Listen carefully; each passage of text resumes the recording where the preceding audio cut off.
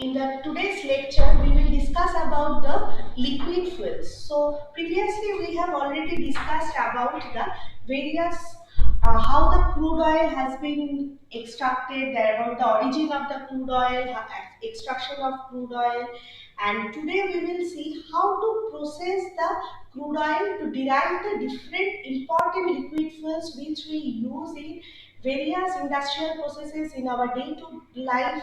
So today we will see the important some processing steps what we follow for deriving the some important liquid fuels. So, for processing this crude oil to important liquid fuels like gasoline, diesel, jet fuel, all these things, some important steps are followed, and all these steps are mainly carried out in which type of industry? In mainly the petroleum refinery. So, these steps are mainly considered as a process or the steps of the petroleum refinery. Five major areas are there in the petroleum refinery. So, what are those five areas?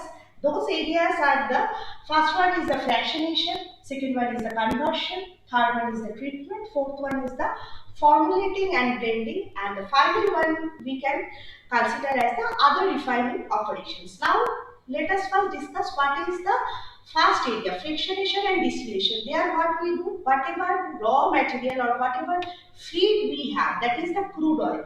That crude oil will be separated into different cuts or fractions. So this is our first area. That means we have taken the feed crude oil and we will separate the crude oil into different cuts like the gasoline, diesel, jet fuel, LPG, and all these things will be done in the first step, that is the distillation, or we can call it as the fractionation. The second part is the conversion. Conversion, in this step what we do, some steps are involved or some processes are involved within the petroleum refinery where we modify the structure or the size of the hydrocarbon. Suppose we have got a heavy hydrocarbon. We want to reduce the size of that heavy hydrocarbon to a smaller one. Then we will go for these steps. This is the conversion. And also there is another thing, this is called the reforming. Suppose some alkaline structure hydrocarbon is there. We want to convert that into the aromatic structure. Then what we will adapt? We will adapt it as the conversion processes. The third one is the treatment. Treatment category. Treatment category means suppose whatever raw crude oil we have taken, there are several types of unwanted salts and impurities are there. We never want to process such type of crude oil. First, we want to do some pre-treatment so that we can easily remove such type of impurities. So such steps are covered under the treatment section. Suppose sulfur is there, sulfur is not desired for us. So what we will do? We will want to remove that sulfur by the process desulfurization. Or we can do the sweetening of the crude oil, or there are some waxes are there, we want to remove the wax from the our oil. Then what we will adapt? We will adapt the dewaxing process. So all these processes will come under the treatment section. Now comes the fourth one, that is the formulating and blending. Suppose whatever gasoline we have produced, that gasoline quality is not as per the market requirement. So what, suppose its octane number is below the our considerable octane number. So we cannot discard that product. We have to meet the criteria given by our guidelines or our government or the market requirement. So we have to meet that criteria. So what we will do? We will blend some required additives for improving the quality of our fuel. So that things we can do in the by addition of some additives or required components through these steps. That is the formulating and blending section. And the final section we can consider of the petroleum refinery part is the miscellaneous type of refinery operations. Under that, what we can consider, the suppose that we want to recover the sulfur, that is the sulfur recovery system.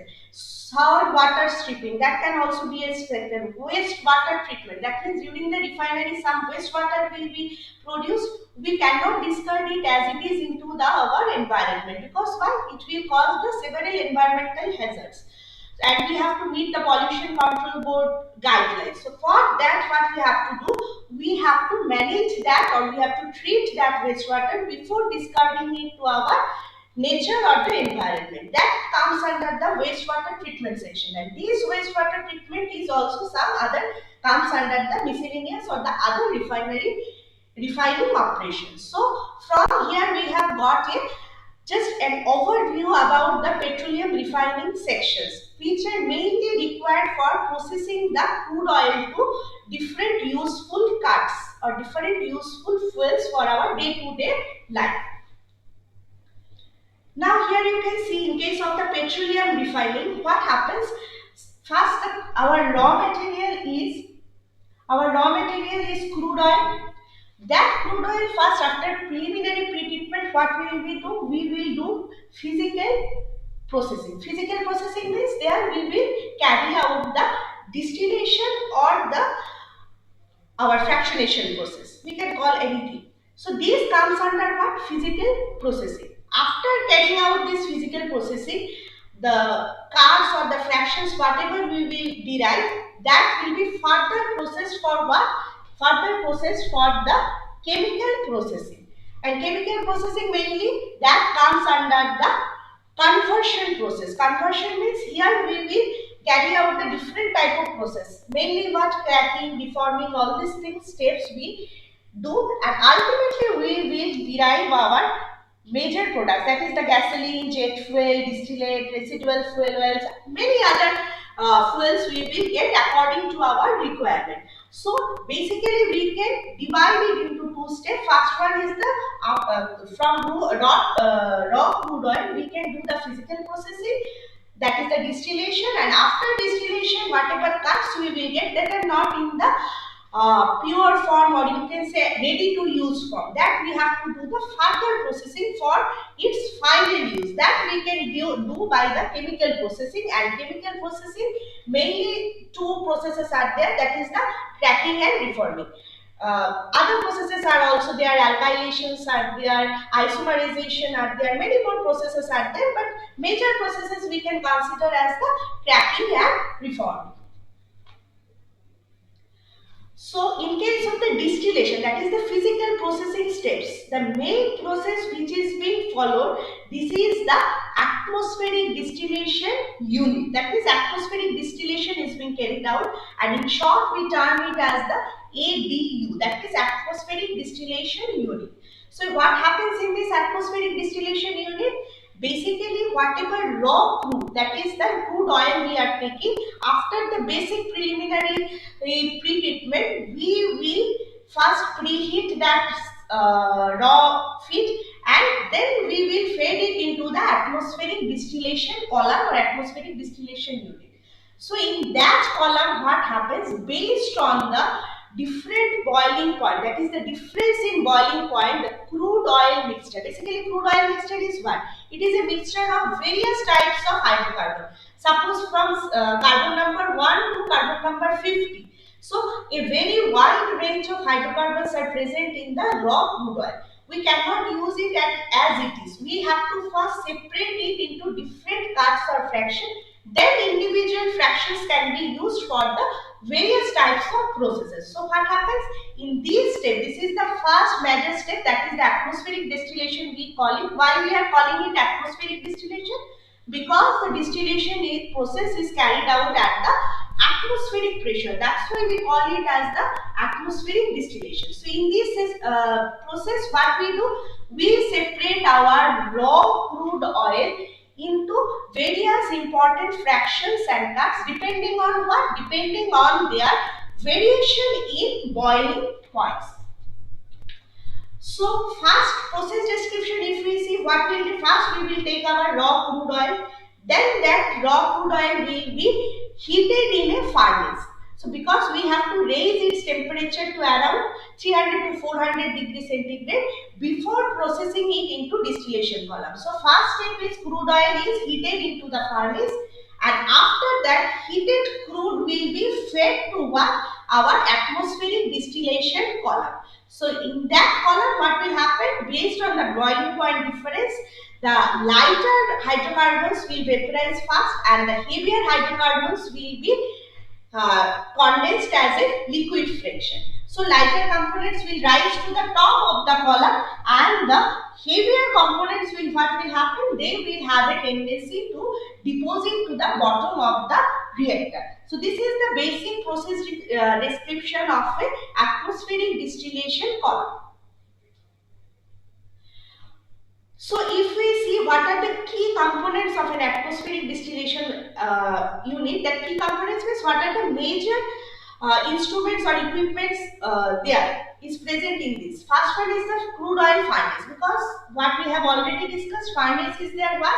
For heating the raw crude oil before feeding it into the distillation column. That's why furnace is being used. Second one is what? Second one is our distillation column. This is the main unit. Basically, this is a tall and vertical column, and based inside it, what the separation, that separation of crude oil into various important fractions will mainly take place.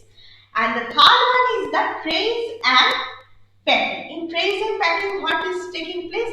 Trays and packings are mainly inserted within the column because they allow the to happen the better contact between the vapor and liquid phases. To provide more contact in between two different vapor and liquid phases, we use the either trays, or we can also use the packings also.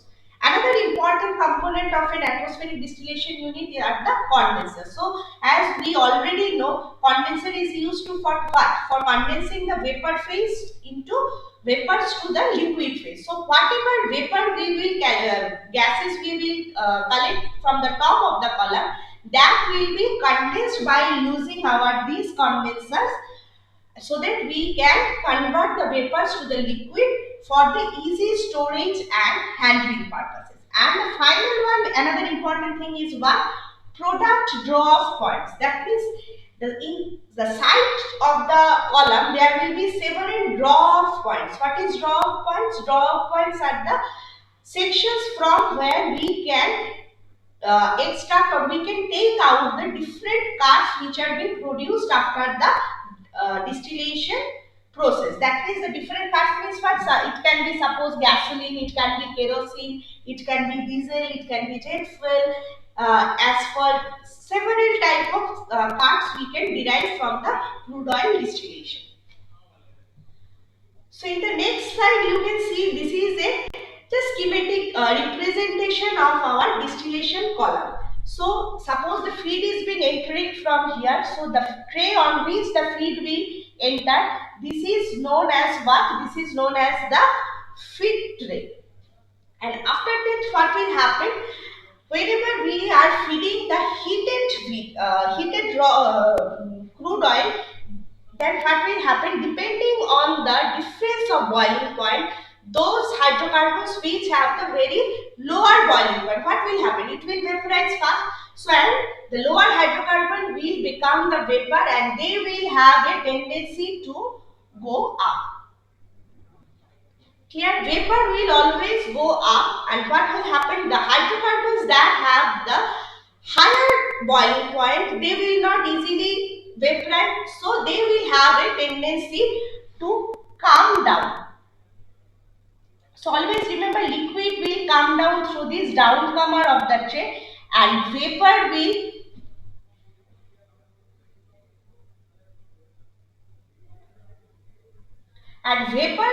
go through these caps. So what will happen? Whenever these caps will be opening, the vapor will go to the top sections, but the liquid will always come through this downcomer. The downcomer area is being attached with the tray. So in such manner, the main separation has been taking place within the distillation column. Vapor will always go up and liquid will come down, and this separation into vapor and liquid phase, how it is taking place? It is taking place based on the boiling point difference of different hydrocarbons present within the crude oil mixture. You have already read the details of the distillation column operation within the mass transfer subject. So always remember, from the top of the distillation column we will get the vapor, that is the gases, which will be further condensed by using a condenser, and from the bottom what will happen? We will get the heavier residue, that means the atmospheric distillation column residue. That means which cannot be processed by these atmospheric distillation column. Now what are the major products we get? From the top section, generally as discussed already, the gases, naphthas and gasolines are being obtained.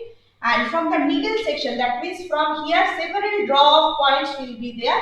From there we will get the middle distillates or the middle distillates, and from the bottom section we get the heavier fractions, that is the diesel, heavy fuel and asphalt. And the residue we will get from the bottom of the column. That means that residue we cannot process by using these atmospheric distillation unit. That we have to process by adopting the some other operations. Now the next we will see how we can process such type of feed. So the residue which we cannot treat by using atmospheric distillation unit, that we will process by using the vacuum distillation unit, that is been in short termed as the VDU. Now why we cannot treat such type of residue by using atmospheric distillation? So what happens if we heat those residues above their boiling point? What will happen? We have to provide very high temperature. We can easily provide the high temperature, but what is the main problem occurring there? Main problem, what happens whenever we are giving such high temperature, there remains a chance of thermal degradation. So degradation of several hydrocarbons will take place, which we cannot afford. So we have to search for some alternative. What can be that alternative? We always know that, suppose in case we take the example of water. The boiling point of water is what? 100 degree centigrade, but that at an atmospheric pressure. Suppose if we lower the atmospheric pressure, then what will be the boiling point of water? The boiling point of water will obviously lower than the 100 degree centigrade. So such concept has been used in this distillation unit. We cannot increase the temperature beyond the limit, because in such cases what will happen? Thermal degradation will occur. We cannot afford such type of scenario. That's why what we have done, we have lowered the pressure beyond the atmospheric pressure. We have created the vacuum pressure. So what will happen? Because of the lowering of the pressure, our boiling point of the heavier residue will also reduce. In such scenario, what will happen? We do not have to increase the temperature beyond our considerable limit. We can do the processing of such heavier residue by lowering the pressure from atmospheric pressure. That means in the vacuum condition, if we operate another distillation unit, what will happen? Our residue will be splitted into the useful parts or useful components. So in the next slide, we will see that in case of the vacuum distillation unit, what happens? The major product what we derive, this is the vacuum gas well. Okay, this is the major product what we derive from the vacuum distillation unit. Less than whatever residue we will get, this is called as the vacuum residue, that will be collected from the bottom of the VDU unit. And rest what we can get, several light gas oils we can derive from the vacuum distillation unit, and depending on the condition or the nature of the crude oil, some other type of fuel oils also we can derive. So major product is vacuum gas oil, and from the bottom, that is the residue we get as the vacuum residue. And apart from this, what happens? Several lighter gas oils also we derive from the vacuum distillation unit. So if we, whatever has been discussed in this lecture, if we jot down it, we can see from this flow diagram what happens. First we have taken the raw crude, and after this raw crude, after processing it through some necessary pretreatment like desalting, desulfurization, stabilization, what we will do? We will heat it at a furnace. Why we will heat it? To meet the temperature or the heat requirement of the distillation column. So the heated raw feed will be then fed to what? This distillation column. And first distillation column is what? Atmospheric distillation unit, because it operates at the atmospheric pressure. So within this atmospheric distillation column, what happens? Crude oil will be fractionated into different side cuts. So some side cuts are being shown here: gasoline, kerosene, gas oil. Some other cuts are also there. And from top of the column, we will get the gases that will be further condensed and it will be converted to the liquid phase. And from the bottom, what we will get from the bottom of the atmospheric distillation unit, we will get the residue. That is the very heavier fraction of the crude oil that we cannot process by this atmospheric distillation unit. Hence, we need some other process. So, in that case, what happens? We cannot heat it to beyond a limit because there the chances of thermal degradation is there. So, we have processed after heating, we will process it to the vacuum distillation column. In vacuum distillation column, what we will do, instead of increasing the temperature further, we will decrease the pressure below the atmospheric pressure so that the boiling point of such residue will decrease to our considerable limit. So after vacuum distillation, again we will get some gases from the top, and our major product is the heavy gas oil, or we can call it as the vacuum gas oil also. And from the bottom we will get the vacuum residue or the heavy residue, which needs further steps, that is the breeze breaking. In breeze breaking, what happens? The name itself suggests breeze breaking. That means those residue will have very high viscosity. So, if we want to lower the viscosity, what we can do? We can break the higher hydrocarbon to lower hydrocarbons. In that case, what will happen? Their viscosity will also be reduced. From there, the term breeze breaking has been kept, and ultimately we will get the medium fuel oil. This up to this much is clear. Now there remains a part. This is called the heavy gas oil. That is the vacuum gas oil. So that vacuum gas oil also we cannot use as it is. We need further steps. That further steps will come under what? Conversion. That is the chemical processing steps. There we will do some other steps like fluid catalytic cracking, fluidized catalytic cracking for processing this vacuum gas oil to other useful oil like gas oil, gasoline, other useful gases. We have to adapt another process. This is known as the fluidized catalytic cracking. So I think this is clear to all. The total whatever we have discussed, that has been represented by a simple flow diagram.